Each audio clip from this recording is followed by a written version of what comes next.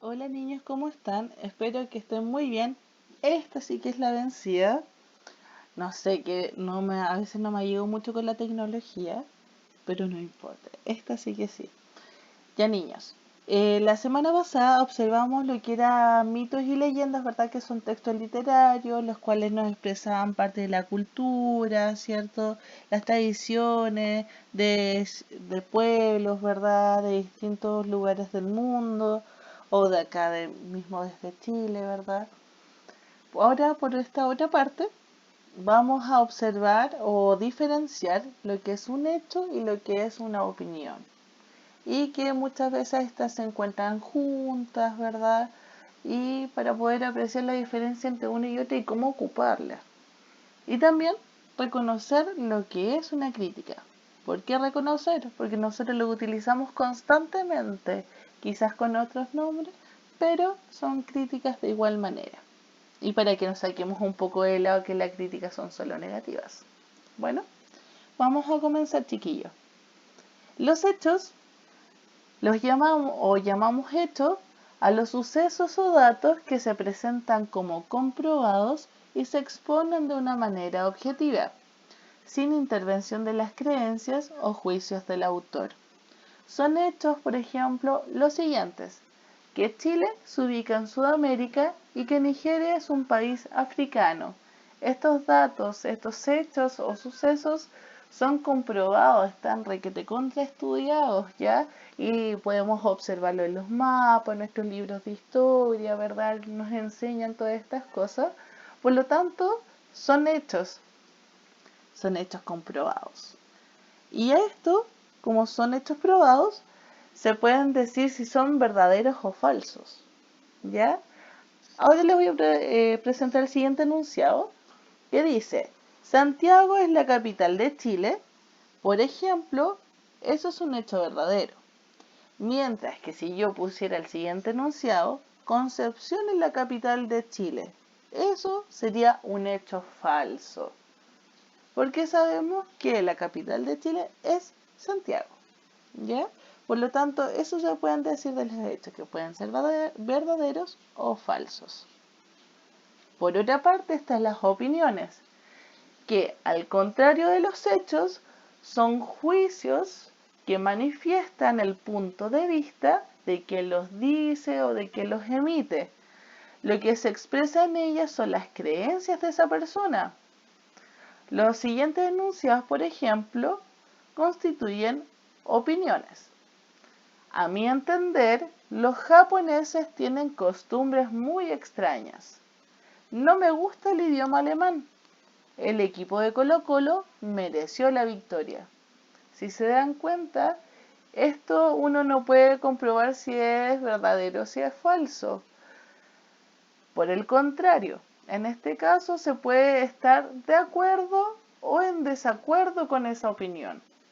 Acá les voy a dar una opinión con respecto a la ciudad de Santiago. Se dice que es una ciudad hermosa y acogedora. Quizás para quienes vivimos acá constantemente podemos observar todas esas cualidades, ¿cierto?, de la región metropolitana o específicamente acá de Santiago. Pero otra persona, quizás ya sea del norte, del sur o sea extranjero, quizás tenga otra opinión u otra percepción con respecto a Santiago y la encuentre fría, que está llena de edificios, y ahí vamos entrando a tener distintas opiniones. ¿Se dan cuenta, chiquillos? Entonces,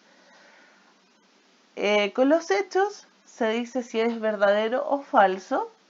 Se puede decir esas dos cosas. En cambio, con las opiniones se puede estar de acuerdo con ello o no. A veces hechos y opiniones aparecen mezclados. En el siguiente ejemplo, la primera oración expresa un hecho y la segunda una opinión.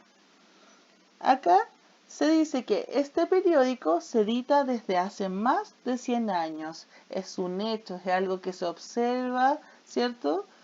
Y la segunda oración dice: es el más antiguo y el mejor de los que se publican hoy. Esa es una opinión, porque se dice que es el más antiguo y el mejor de los que se publican hoy. Entonces, esa es la diferencia, que eso es algo que se ve, que se dice que se edita desde hace más de 100 años hasta el día de hoy. En cambio, esto es una opinión, es algo que la persona que escribió este comentario coloca su creencia o su punto de vista, ¿ya? Al decir que es el más antiguo y el mejor de los que se publican hoy.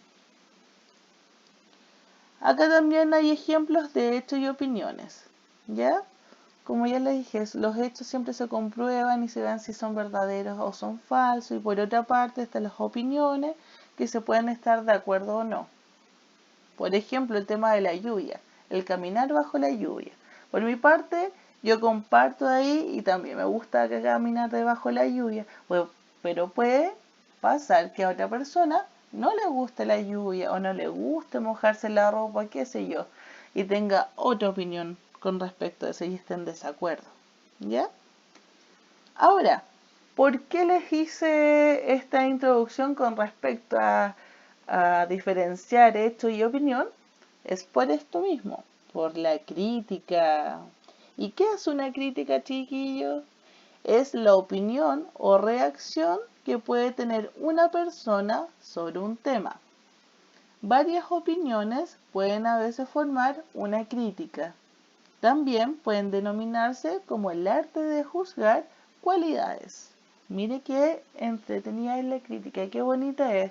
La crítica, según su propósito, puede ser positiva y al ser positiva nos motiva para la acción futura y hasta contribuye a mejorar las relaciones sociales. Después está la crítica constructiva, que nos propone diversas soluciones a los problemas o defectos que se expongan.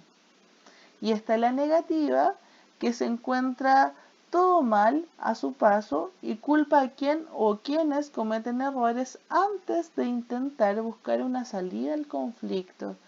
Miren la diferencia entre cada una de ellas. Esto nos motiva para superarnos, para hacer un progreso, ¿cierto?, en nosotros o en relación con los demás. La constructiva nos propone soluciones a aquellos conflictos o problemáticas o defectos que se puedan exponer. Y la negativa solamente se centra en decir los aspectos malos o negativos de aquello que sucedió o de alguna persona, y en sí no busca ningún tipo de solución al conflicto, ¿ya? Una vez que ya sabemos esto de la crítica, por nuestra parte trataremos de ocupar estas dos, la positiva y la constructiva. Imagínense hacer una crítica positiva y constructiva. Vamos a hacer que la otra persona se motive o le vamos a dar una solución, ¿verdad? Siempre con un enfoque más en el crecimiento, ¿ya? Tenemos que ir cambiando nuestro concepto de la crítica y tomarlo como algo positivo, algo que nos ayuda a solucionar y a ser mejores personas. Bueno, chicos, y frente a esto también le voy a dar la descripción de lo que es la crítica, ¿cierto?, en el ámbito del lenguaje. Una crítica es un texto que mezcla argumentaciones, narraciones, datos concretos y abstracciones para presentar de forma organizada y coherente la mirada personal sobre un libro, una película, una obra de teatro, una exposición. Es decir, es un texto que desarrolla la opinión de una persona acerca de un texto, ¿ya? Pueden considerarse textos críticos las respuestas a las cartas, reseñas, comentarios, prólogos y papers, entre otros. Ya, chiquillos, si se dan cuenta acá, nos hablan sobre la crítica y si nos damos cuenta, lo hacemos constantemente. Cuando estamos en, no sé, a mí se me viene el ejemplo de las aplicaciones, de la App Store. Se dan cuenta que siempre nos piden después de un tiempo que llevamos ocupando, dicen, ¿nos puedes dar una valoración? Y nos colocan de 1 a 5 estrellitas. Ya, después dice, puedes colocar un comentario. Y eso ya es una crítica, un texto crítico, es un comentario que le puede ayudar a estas personas, ¿cierto?, a mejorar la aplicación en este caso. Y si se dan cuenta, eso es algo que hacemos constantemente. Al igual que cuando compramos online, ¿cierto? También nos dice, ¿y qué tal te salió esta prenda? ¿Es de buena calidad? No. Ya, y ahí también le colocamos estrellitas. Y así con las críticas de cine que aparecen en los periódicos, que podemos observar en internet, y lo mismo con la crítica literaria, ¿ya? Pero sí hay algo eh, que hay que tener en consideración, que la crítica no es llegar y realizar. Tú puedes dar una crítica si es que has estudiado, si es que has ocupado, ¿cierto? Tienes que tener un conocimiento de la situación a la cual estás criticando o a la persona, debes conocer la verdad, debes saber por qué él actuó así, ver como los distintos puntos de vista, o no sé si hay película o texto, por qué el autor escribió este texto o realizó la película, cuál es el objetivo, si tú la miraste, qué te dice, ¿me entiendes? Debe haber detrás todo un aprendizaje de lo que va, o un contenido, ¿cierto? O debes tener noción de lo que estás hablando, no es llegar y realizar una crítica porque sí, porque ahí se cae en la argumentación, por eso es tan importante. Tú al aprender sobre el tema puedes dar buenas argumentaciones y le das más peso a tu comentario o a tu crítica, ¿ya? No quiere decir que los demás no sean importantes, pero aún así le das más peso o mayor validez a lo que estás diciendo. ¿Ya, chicos? Por otra parte, vamos a observar también las páginas a realizar en esta oportunidad. Van desde las 206 hasta las 215. Usted me va a decir, tío, pero es que son muchas páginas. Puede ser que sean varios textos, en realidad son 4 textos a leer, que son los siguientes. Un paseo por el libro de la selva y la vida de su autor. Está El mar. Está Cuentos de animales y otros cuentos de Horacio Quiroga.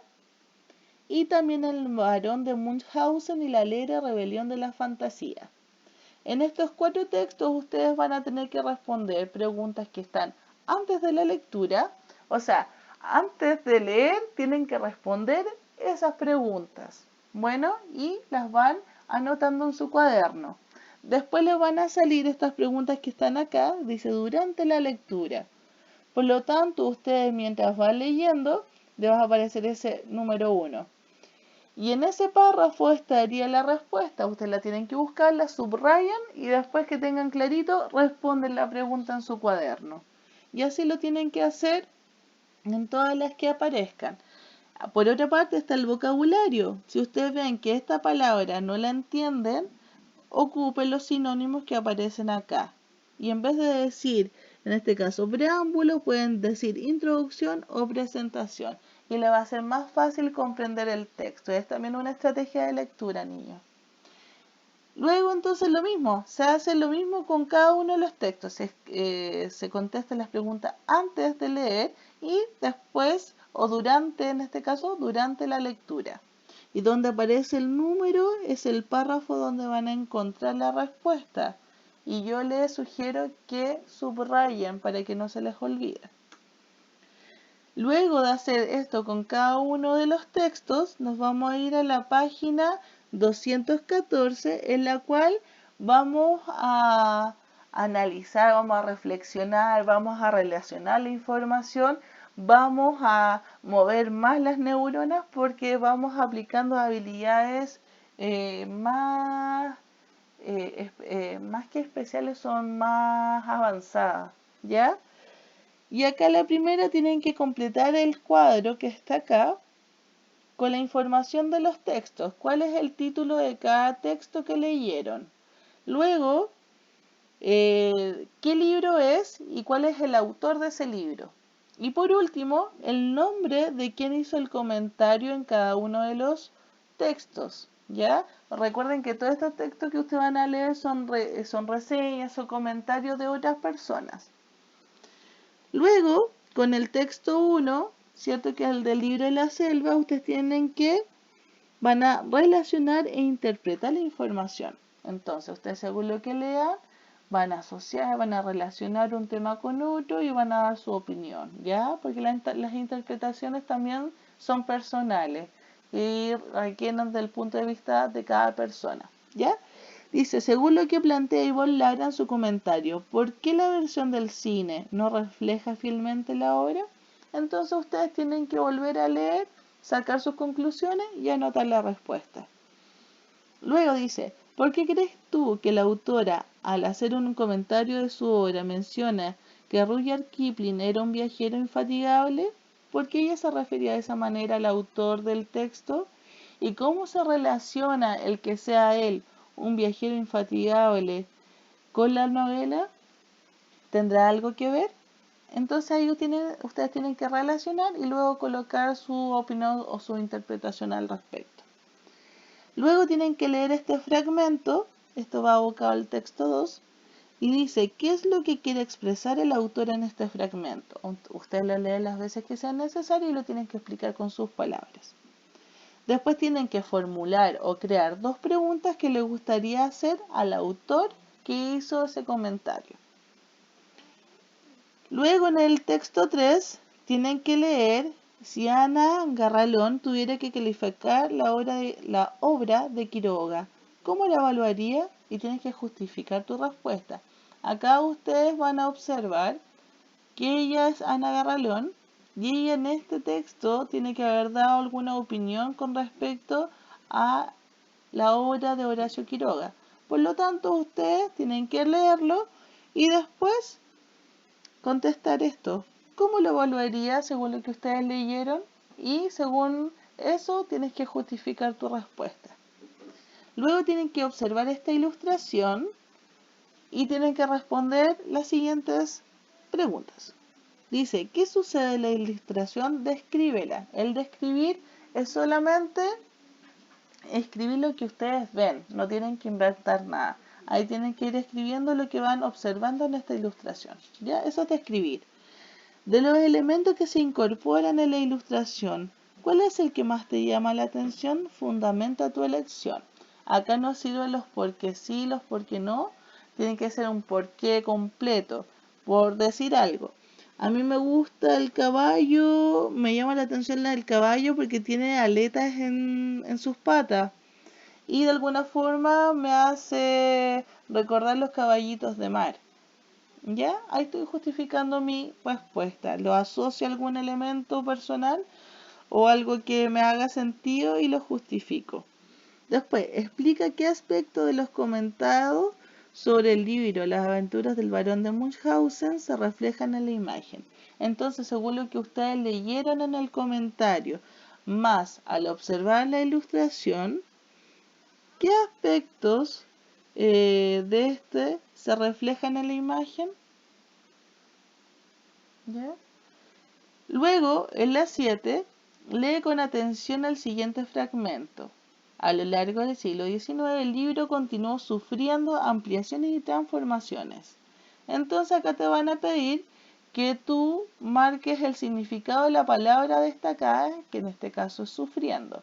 La otra vez nos dimos cuenta que solamente necesitamos leer la oración un par de veces y podemos sacar el significado sin ir al diccionario, ¿verdad? O buscarlo por internet. Entonces, una vez que ustedes sepan cuál es el significado de esa palabra, lo marcan con una X, la que ustedes estimen conveniente. Solamente tiene que ser una.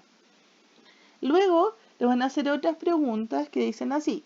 ¿Qué semejanzas y diferencias se pueden establecer sobre las visiones de la naturaleza del libro de la selva y los cuentos de los animales? Entonces, según lo que ustedes hayan entendido y comprendido, tienen que hacer una tabla de comparación, ¿cierto?, entre las diferencias y semejanzas que se pueden ver sobre la naturaleza en ambos textos. Luego de eso, las aventuras del barón de Munchausen corresponde a una autobiografía. Sin embargo, ¿por qué se le incluye en el género maravilloso? Entonces ustedes, sabiendo que la autobiografía, ¿cierto?, es un escrito por uno mismo, ¿cierto?, sobre nuestra propia vida de forma cronológica, esta autobiografía del varón se le transmite también como un texto maravilloso, ya literario, ya no es un texto informativo, sino que también se lleva a un texto maravilloso. ¿Por qué habrá sido eso? ¿Por qué lo habrán incluido? Luego, ¿qué tienen en común los personajes del libro de la selva, el mar y las aventuras del barón de Munchausen? ¿En qué se diferencian? Lo mismo, tienen que comparar en qué se parecen o qué cosas tienen en similitud los personajes de estos tres textos y qué cosas tienen o en qué se diferencian los personajes en estos tres textos, ¿ya? Luego tienen que reflexionar sobre el tema. Una vez que usted ya lee una y otra vez todos los textos, vienen las siguientes preguntas. ¿Por qué los comentarios incluyen datos biográficos de los autores de las obras comentadas? Fundamenta tu respuesta. Porque ahí se ve la reseña y el comentario, pero aparte de esto también se le da datos sobre el autor. ¿Para qué creen ustedes que nos dan esos datos? Ahí tienes que fundamentar tu respuesta. Después de la lectura de los 4 comentarios, ¿qué libro escogerás para leer? También tienes que fundamentar tu elección. Ya no sirve esto porque sí y esto porque no. Tienen que decir, a mí me gusta tal texto porque lo encontré interesante, porque me gustó la trama, porque me gustó la forma en que se expresaba. Ahí cada uno coloca la fundamentación que estime conveniente. Esos son personales. ¿Ya? Y por último, no, eso chicos, acá el tema de la escritura creativa, eso no se va a realizar.